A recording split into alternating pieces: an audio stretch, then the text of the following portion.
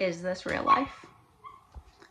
I am actually going to show you my sugar glider cage. I think I first claimed I was going to do this definitely before I got pregnant, and my son is now 7 months old. It's been a really long time, and I bet you probably thought it was never going to happen, and so did I. I'm very particular about my cages and my enclosures, my animal facilities in general, partially because I take a lot of pride in them. I invest a lot of time and money and energy into them, and so I want them to be exactly how I envisioned them before I ever share them.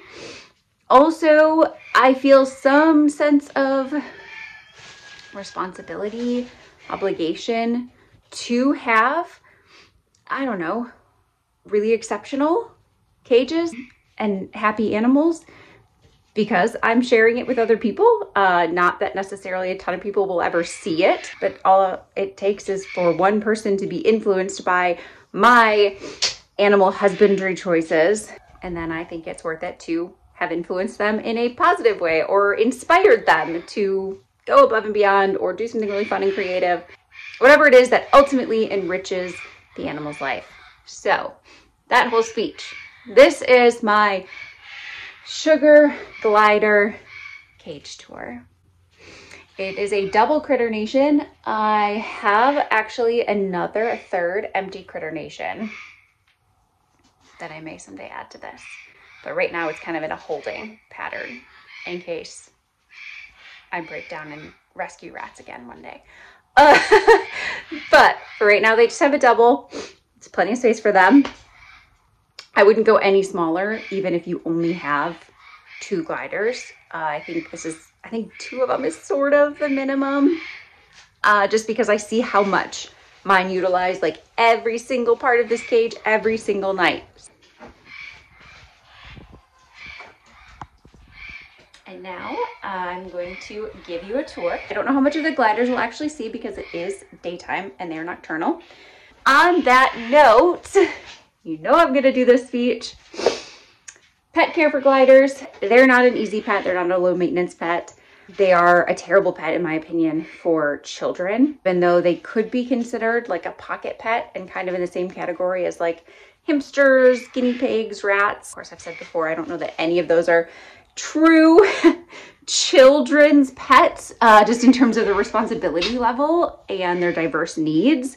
I think an adult should absolutely always be involved in their care regardless, but I think gliders are far more challenging and just ill-suited for kids than any of those.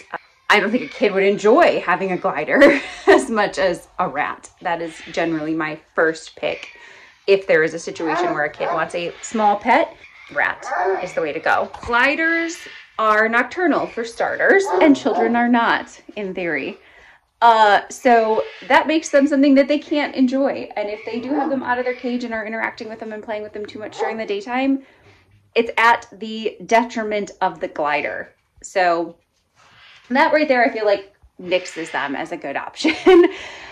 From there, it's important to mention they require a lot of work normally to make any kind of bond with them. I think a lot of people are lured into this false idea that gliders bond really easily and really strongly, and you'll be able to take them everywhere with you and they'll just absolutely love you. That takes so much work from the beginning and consistently. And they're very fast, they're very small, they can glide, so they're also easy to lose if you're not being very careful. I think, you can socialize them enough where like you can pet them, maybe they'll take treats from you. Right now, actually, I think they're coming out because they hear me. Yeah. So like they know me, they are okay with me, comfortable with me, but ultimately gliders kind of just want to be left alone like all day long, and then have other gliders to play with and a big cage to run around and explore in the night. So that's my little glider care fact sheet, real quick rundown.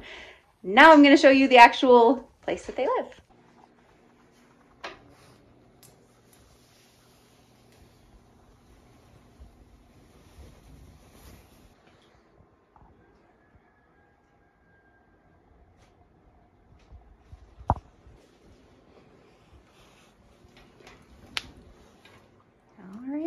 here it is.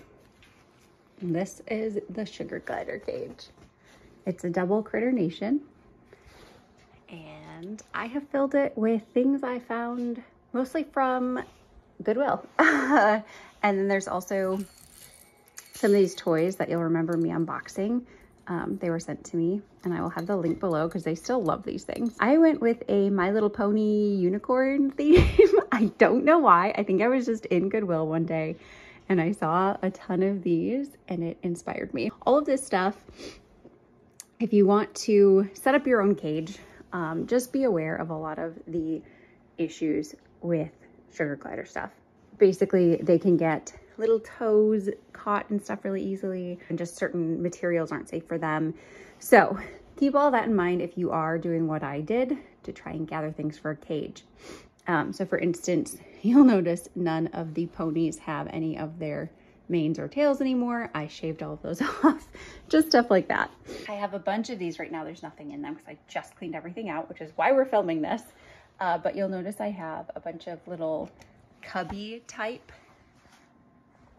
things, even like on here, that big one over there. I can open a lot of this up because they are sleeping right now. They're nocturnal animals. This, let's see, what else?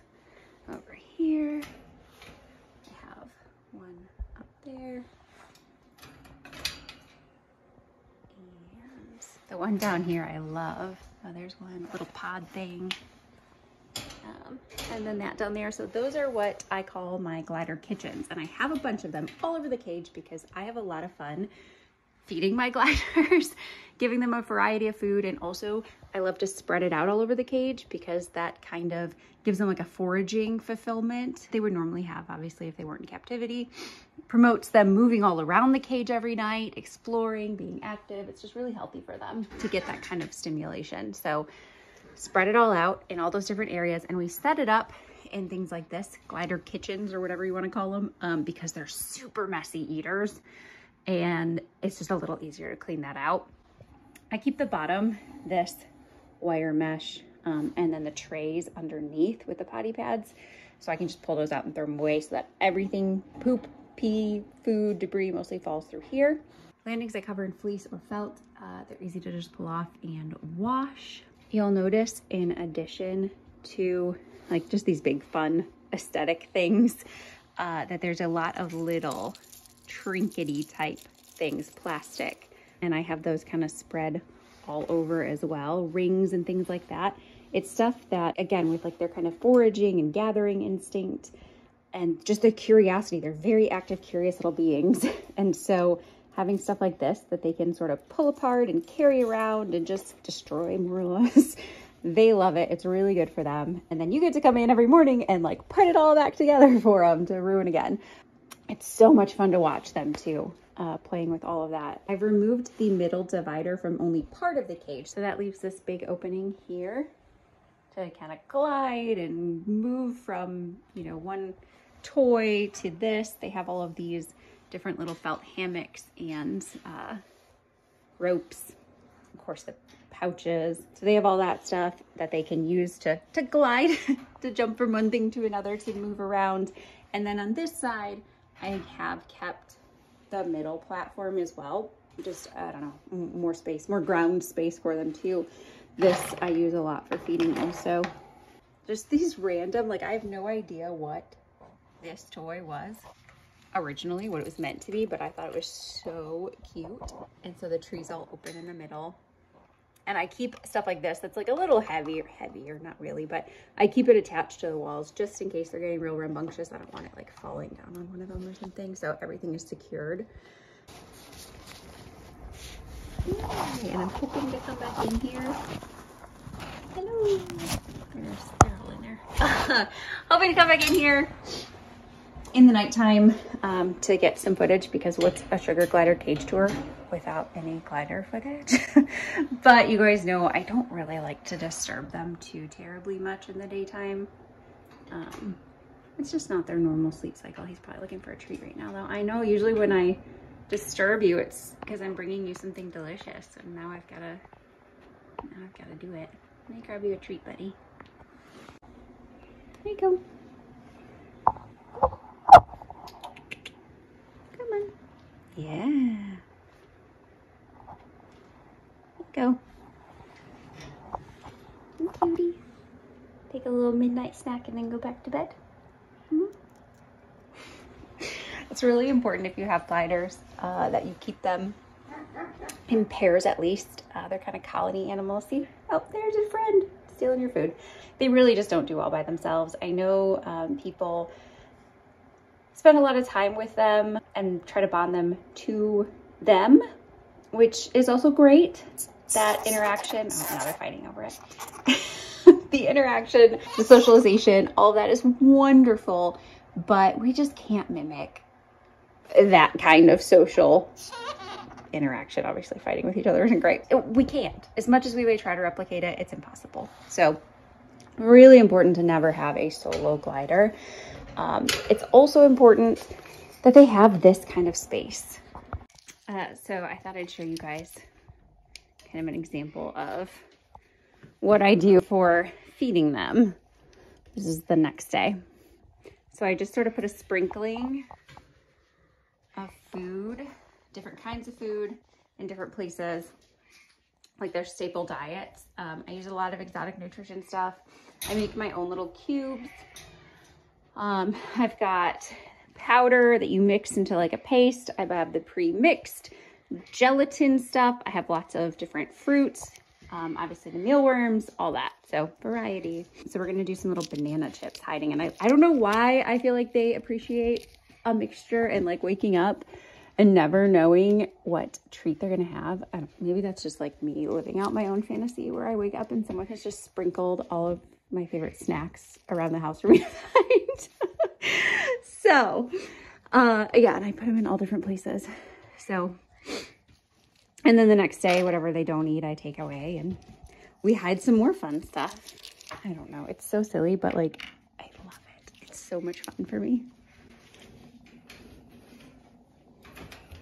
And I always check to see. Sometimes when I come in here, they're awake. And if they poke their little heads out, then I will give them a snack. And if they don't, then I know they're still tired. Boop.